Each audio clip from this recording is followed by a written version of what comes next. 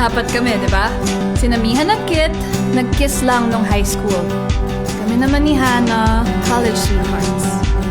Sina Hannah at Mihan, best friends and lovers. Sina Hannah at Kit, one night stand. At kami naman ni Mihan, situationship lang.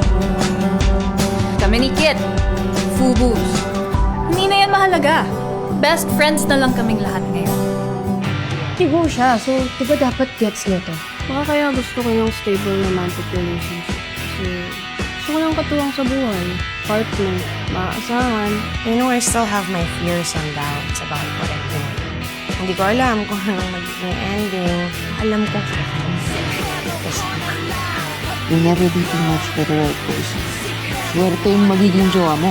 Lahat na laban, make a wish. Gusto ko na natin Tangin na magkakaibigan tayo, hindi na ba kayo natuto? Di ba hindi na dapat natin tinatuloy sa isa?